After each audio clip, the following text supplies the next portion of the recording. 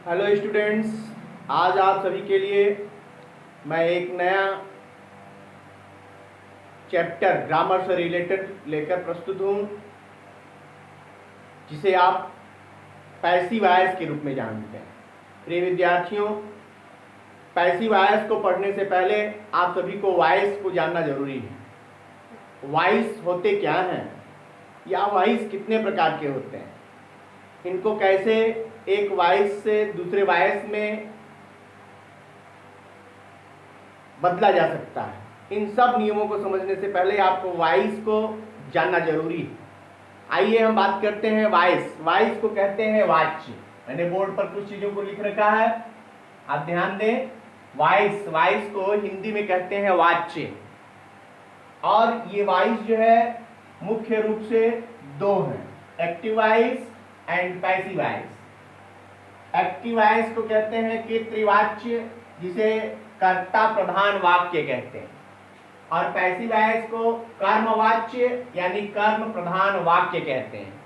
प्रिय विद्यार्थियों, active voice को अभी आपने जितने टेंस पढ़े थे या पढ़े हैं आप जानते होंगे, कुछ लोग इसे परिचित भी होंगे। यहाँ आपको ये समझना अति आवश्यक है कि एक्टिव वॉइस में वाक्य का प्रारंभ सब्जेक्ट से होता है और पैसिव वॉइस में वाक्य का प्रारंभ ऑब्जेक्ट से होता है। एक्टिव वॉइस टेंस के जितने भी आपने रूल्स देखा, उन सब में वाक्य का प्रारंभ सब्जेक्ट से हो रहा है। प्रिय विद्यार्थियों, टेंस की बात होती है तो आप उसे केवल एक्टिव वॉइस में देखते हैं। आप ध्यान दें, जब भी टेंस की बात हो तो उसमें दो वॉइस देखना चाहिए, क्योंकि टेंस एक्टिव वॉइस में भी होता है और पैसिव वॉइस में भी होता है। इसलिए टेंस को केवल एक्टिव वॉइस में ना देखकर उसे दो रूपों में देखें कि टेंस के जो सेंटेंस होंगे या तो वो एक्टिव वॉइस के होंगे या फिर पैसिव वॉइस के होंगे।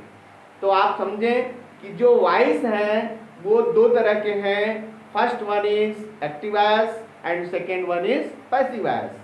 एक्टिव वॉइस को कर्ता प्रधान यानी जिन वाक्यों का प्रारंभ सब्जेक्ट से हो रहा हो वो एक्टिव वॉइस के वाक्य होते हैं, और पैसिव वॉइस यानी कर्म प्रधान वाक्य यानी ऐसे वाक्य जिनका प्रारंभ ऑब्जेक्ट से किया जा रहा हो, ऐसे वाक्यों को हम पैसिव वॉइस कहते हैं। एक्टिव वॉइस को पैसिव वॉइस में और पैसिव वॉइस को एक्टिव वॉइस में बदला जाता है। अर्थात टेंस के एक ही टेंस के दो वाक्य बन सकते हैं, एक एक्टिव वॉइस में और दूसरा पैसिव वॉइस में। Same conditions are happening in passive voice just like the active voice in tenses.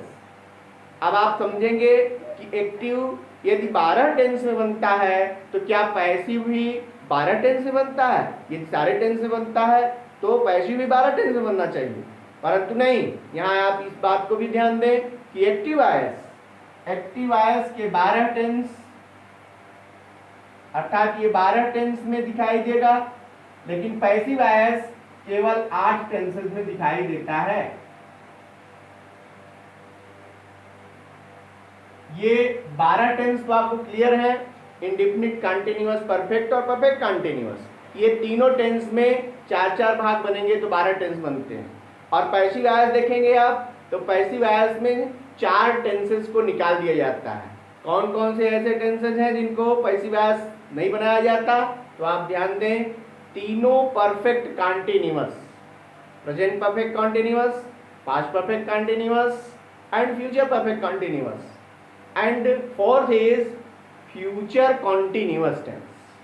अर्थात आप 12 टेंस का आप जब पूरा ग्रुप रखेंगे तो उसमें से 4 को निकाल दीजिए, अर्थात 4 के पैसिव वॉइस नहीं बनते और 8 टेंसेस के पैसिव वॉइस बनाए जाते हैं, जिनको आप अलग अलग रूपों में देखेंगे। फिर विद्यार्थियों, यहाँ मैं एक आप सभी को मनोरंजन भरी बातें बता दूं कि एक्टिव वॉइस जो है, एक्टिव का मतलब होता है फुर्तीला। आप जानते हैं एक्टिव यानी फुर्तीला, और पैसिव माने होता है शिथिल या सुस्त। पैसिव वॉइस को शिथिल या सुस्त कहते हैं, पैसिव को। एक्टिव यानी फुर्तीला, क्रियाशील, तो यहाँ आप ऐसे समझे इसको कि वायस नाम के पिता के दो पुत्र हुए, एक हुआ एक्टिव और दूसरा हुआ पैसिव। एक्टिव था जो 12 घंटे कार्य करता था और पैसिव जो है वो मात्र 8 घंटे काम करता था। पैसिव इसलिए क्योंकि वो 8 घंटे काम करता था और एक्टिव इसलिए क्योंकि वो 12 घंटे काम करता था। अर्थात आप इससे कॉन्सेप्ट अपना क्लियर कर लेंगे कि 12 घंटे का मतलब 12 टेंसेस और 8 घंटे का मतलब 8 टेंसेस, यानी एक्टिव वॉइस वो 12 टेंसेस में बनता है और पैसिव वॉइस केवल 8 टेंसेस में बनता है। इस प्रकार अब आपको मैं इस कॉन्सेप्ट की ओर लेकर चलता हूं कि एक्टिव और पैसिव बनाते समय किन सावधानियों को बरतना चाहिए। यहाँ एक चीज और भी ध्यान दें आप कि क्या एक्टिव वॉइस पैसिव वॉइस केवल टेंस में ही बनते हैं? जी नहीं, एक्टिव वॉइस पैसिव वॉइस के ये आप देखें, इनको मैं 5 तरह में बांट दिया हूं या 5 ग्रुप में लेकर चलूंगा। एक होगा टेंस से रिलेटेड एक्टिव एंड पैसिव, दूसरा होगा मॉडल ऑक्सिलरी से रिलेटेड एक्टिव एंड पैसिव, तीसरा इंपरेटिव सेंटेंसेस से रिलेटेड एक्टिव एंड पैसिव, और चौथा होगा इंफिनिटिव वर्ब के फर्स्ट फॉर्म के पहले टू लगने वाली क्रियाओं का जो है पैसिव, और पांचवा होगा पार्टिसिपल। प्रिय विद्यार्थियों, आपने नॉन फाइनाइट वर्ब्स में इन दोनों को पढ़ा है, इंफिनिटिव और पार्टिसिपल को। आप यहाँ ध्यान दें कि इंफिनिटिव का भी पैसिव वॉइस बनेगा और पार्टिसिपल, प्रेजेंट पार्टिसिपल और परफेक्ट पार्टिसिपल का ही पैसिव वॉइस बनता है। इसी तरह आपको इन सभी को मैं डिटेल लेकर चलूंगा। अभी आपका कॉन्सेप्ट केवल वॉइस एक्टिव और पैसिव को लेकर मैं क्लियर करना चाहता हूं। अर्थात जब भी आप टेंस की बात करें, मॉडल्स की बात करें, इंपरेटिव, इंफिनिटिव और पार्टिसिपल की बात करें, तो आपके दिमाग में 2 चीजें होनी चाहिए कि वो जो सेंटेंस होगा वो या तो एक्टिव होगा या पैसिव होगा। एक्टिव होगा तो क्या होगा और पैसिव होगा तो क्या होगा, इसको जानने के लिए आपको पूरा पैसिव वॉइस का रूल शुरू से अंत तक जरूर देखना और समझना चाहिए, ताकि किसी भी तरह का कोई कंफ्यूजन न रह सके और किसी भी कॉम्पिटिटिव एग्जाम में गलती होने के चांस बिल्कुल ना हो। इसलिए प्रिय विद्यार्थियों, आप देखें कि जब भी एक्टिव वॉइस और पैसिव वॉइस बनता है तो एक्टिव और पैसिव बनते समय एक्टिव वॉइस को कर्ता प्रधान के रूप में देखेंगे आप और पैसिव वॉइस को कर्म प्रधान के रूप में देखेंगे। मैंने एक यहाँ पर एग्जाम्पल दे रखा है एक्टिव और पैसिव का एग्जाम्पल। आप इसे एक रूल की तरह देखें कैसे ये रूल में कन्वर्ट होता है एक्टिव और पैसिव, इसे मैं आपको समझाता हूँ। आप जब एक्टिव वॉइस में देखेंगे तो सबसे पहले होगा सब्जेक्ट, फिर होगा हेल्पिंग वर्ब और मेन वर्ब। प्रिय विद्यार्थियों, टेंस की एक वीडियो मैंने दे रखी है, उसे आप ध्यान से समझें और देखें। उसमें जो है मैंने पूरे टेंस चार्ट को एक ही वीडियो में दे रखा है, मात्र 15 मिनट की वीडियो है। आप मेरे टेंस जो है प्लेलिस्ट, यूट्यूब के प्लेलिस्ट में जाइए, टेंस में देखिए, उसमें एक वीडियो मिलेगी आपको जो 15 मिनट में पूरा टेंस क्लियर करती है। वो आपके लिए बड़ी ही हेल्पफुल होगी और इसे समझने में और भी आसानी होगी। प्रिय विद्यार्थियों, उसमें आप देखेंगे कि मैंने एक मास्टर रूल दे रखा है, यानी टेंस बनाते समय एक मास्टर रूल दे रखा है। उस मास्टर रूल को आप जरूर समझें। एक्टिव वॉइस का मास्टर रूल ये अफर्मेटिव सेंटेंस का एक एग्जांपल है। यहाँ पर मैंने आपको समझने के लिए दे रखा है कि एक्टिव वॉइस में अफर्मेटिव सेंटेंस में, क्योंकि आप ध्यान देंगे कि जब भी कोई भी सेंटेंस की बात होगी तो वो अफर्मेटिव में भी हो सकता है, नेगेटिव में भी हो सकता है, इंट्रोगेटिव में भी हो सकता है। और इंट्रोगेटिव में मैंने 3 तरह के जो है वो क्लासिफिकेशन किया है उसका, कि एक क्या से शुरू होने वाले वाक्य, दूसरा क्वेश्चन वर्ड वाले वाक्य और तीसरा हु वाले, स्पेशली हु वाले सेंटेंसेस को मैं रखता हूँ ताकि आपका कॉन्सेप्ट क्लियर रहे। यहाँ पर आपको ये समझने की जरूरत है कि जिस भी सेंटेंस को आप एक्टिव से पैसिव में बना रहे हैं, एक्टिव वॉइस का जो सेंटेंस होगा पैसिव वॉइस में भी वही सेंटेंस होना चाहिए। इस तरह से एक्टिव वॉइस के प्रत्येक सेंटेंस का कन्वर्जन पैसिव वॉइस के प्रत्येक टेंस में कैसे होगा, इसका अलग अलग फार्मूला टेंस वाइज में दूंगा। यहाँ आपको समझने के लिए मैं एक फार्मूला अफर्मेटिव सेंटेंस का दिया है ये अफर्मेटिव का जो भी सेंटेंस होगा उसमें सबसे पहले सब्जेक्ट होगा, फिर हेल्पिंग वर्ब और मेन वर्ब। ये हेल्पिंग वर्ब और मेन वर्ब की जब बात होती है तो यहाँ आप अपने दिमाग में रखें कि ये किसी भी टेंस में हो सकता है, क्योंकि ये टेंस के अनुसार बदलता रहता है। हेल्पिंग वर्ब और मेन वर्ब बदल देंगे, टेंस बदल जाएगा। अर्थात इसी से आप क्लियर करेंगे कि किस टेंस में है, और जब टेंस क्लियर करेंगे तभी आप पैसिव वॉइस में कन्वर्ट कर सकते हैं।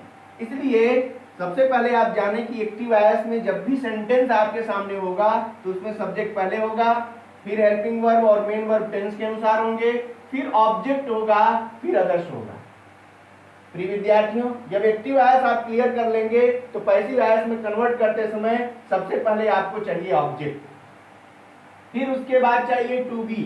ध्यान दीजिए, यहाँ ये हेल्पिंग वर्ब और मेन वर्ब टेंस के अनुसार बदलते हैं, और यहाँ पर केवल मात्र ये टू बी जो है, ये टू बी की क्रिया, ध्यान दीजिए टू बी की क्रिया प्राइमरी ऑक्सिलरी में मैंने बताया था कि टू बी की क्रियाएं 8 तरह की होती हैं।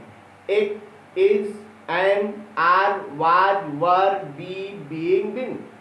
8 हुई ना। ये बी की क्रियाएं 8 होती हैं, और ये बी की क्रियाएं यहाँ बड़ी महत्वपूर्ण है, क्योंकि इन 8 में से कोई न कोई एक जरूर होता है यहाँ पर जो टेंस के अनुसार होता है। प्रत्येक टेंस की टू बी अलग अलग होती है। इसका भी चार्ट मैं आप सभी को एक बार में दूंगा, पहले टेंस वाइज दूंगा, फिर आपको पूरा का पूरा एक चार्ट दूंगा जिसमें पूरा कॉन्सेप्ट पैसिव वॉइस का सिमटा होगा। फिलहाल आप समझें कि ये टू बी की क्रिया टेंस के अनुसार बदलती है। जैसे यहाँ एक्टिव वॉइस में हेल्पिंग वर्ब और मेन वर्ब की क्रिया टेंस के अनुसार बदलती है, वैसे ही पैसिव वॉइस में टू बी की क्रिया टेंस के अनुसार बदल जाती है। फिर उसके बाद पहले ऑब्जेक्ट को, यहाँ आपने समझने का प्रयास किया होगा कि ऑब्जेक्ट के ऊपर मैंने सब्जेक्ट लिखा है। आप ध्यान दें कि जब भी आप इस एक्टिव वॉइस के ऑब्जेक्ट को बाहर निकालेंगे तो वो पैसिव वॉइस का सब्जेक्ट बन जाएगा। इसीलिए मैं लिखता हूं इसको object in the case of subject. ऐसा नहीं कि ऑब्जेक्ट को ऑब्जेक्ट लिख दिया। ऑब्जेक्ट जब भी यहां आएगा, इस प्लेस पर आएगा, तो उसकी केस बदल जाएगी। केस यानी कारक, आप समझ रहे होंगे कि ऑब्जेक्टिव केस को हमेशा सब्जेक्टिव केस में बदलकर ही लिखना है। तो इस प्रकार यहाँ जो भी ऑब्जेक्ट मिलेगा उसका सब्जेक्ट बनाया जाएगा। फिर उसके बाद टू बी की क्रिया लिखी जाएगी टेंस के अनुसार। ये प्रत्येक टेंस में बदलती है, इसको अभी आप समझेंगे। उसके बाद ये देखिए वर्ब थर्ड, ये पास्ट पार्टिसिपल की क्रिया कही जाती है।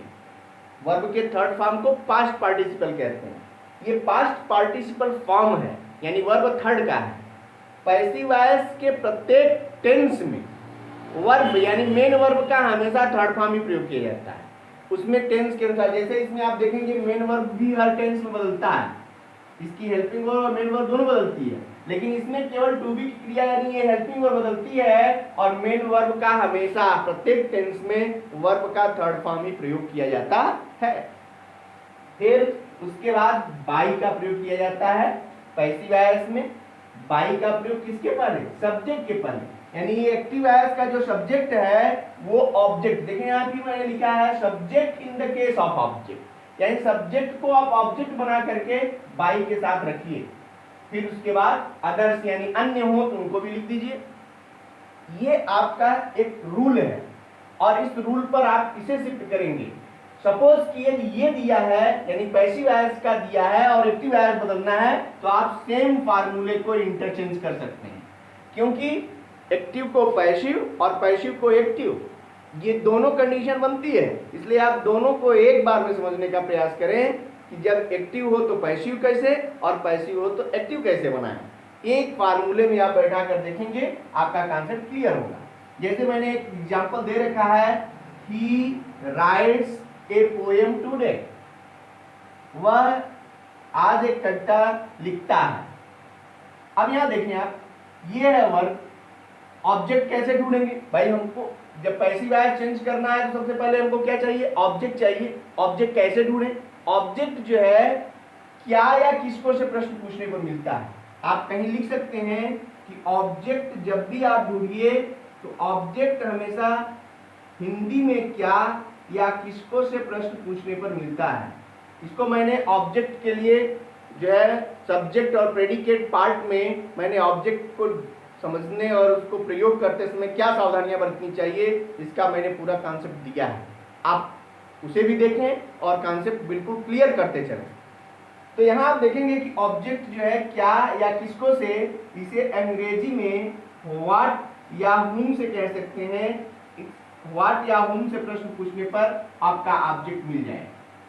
जैसे इसी में देखें, ये सेंटेंस है, ही राइट्स ए पोएम टुडे, वह आज एक कविता लिखता है, तो वह क्या लिखता है? A poem. It's clear that it is object. प्रिय विद्यार्थियों, पैसिव वॉइस बनाते समय एक और कॉन्सेप्ट होता है, कभी कभी आप कंफ्यूज हो जाते हैं कि ऑब्जेक्ट है कौन, और गलत वर्ड को ऑब्जेक्ट समझकर आप सब्जेक्ट के प्लेस पर ले जाते हैं। ऑब्जेक्ट को ही लेकर आना है, इसको भी मैंने पहले समझा रखा है, उसे यहाँ भी मैं समझाऊंगा कि ऑब्जेक्ट केवल क्या और किसको से मिलना चाहिए, और क्या से निर्जीव और किसको से सजीव मिलना चाहिए। यदि इसमें कोई डिफरेंट है तो वह ऑब्जेक्ट नहीं है, क्योंकि कभी कभी ऑब्जेक्ट कंप्लीमेंट जो होता है वह भी ऑब्जेक्ट की तरह दिखता है, और आप ऑब्जेक्ट कंप्लीमेंट से जब पैसिव वॉइस बनाते हैं तो आपका पैसिव वॉइस गलत हो जाता है। तमाम कॉम्पिटिटिव एग्जाम्स में जो है बैठने वाले स्टूडेंट जो है ऐसे कंफ्यूज होकर गलतियां करके चले आते हैं। प्रिय विद्यार्थियों, पूरा का पूरा कॉन्सेप्ट क्लियर करें ताकि आपको कॉम्पिटिटिव एग्जाम में भी किसी भी तरह की समस्या न हो, और छोटे स्तर पर हाई स्कूल इंटरमीडिएट में भी आने वाले बोर्ड एग्जामिनेशंस की तैयारियों में भी या उनकी परीक्षाओं में बैठने वाले विद्यार्थी भी इस पूरे छोटे से छोटे कॉन्सेप्ट को समझने का जरूर प्रयास करें ताकि कोई भी गलती होने के चांस ना हो।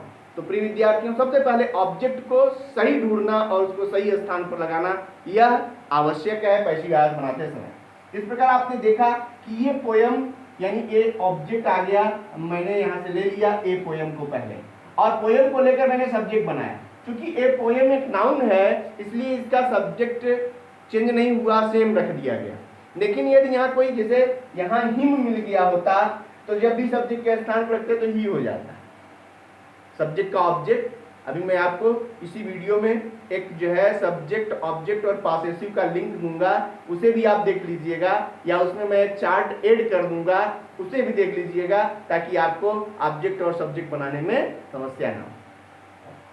प्रिय विद्यार्थियों, जब आप पहले ऑब्जेक्ट ले लिए तो उसके बाद आपको चाहिए टू बी की क्रिया।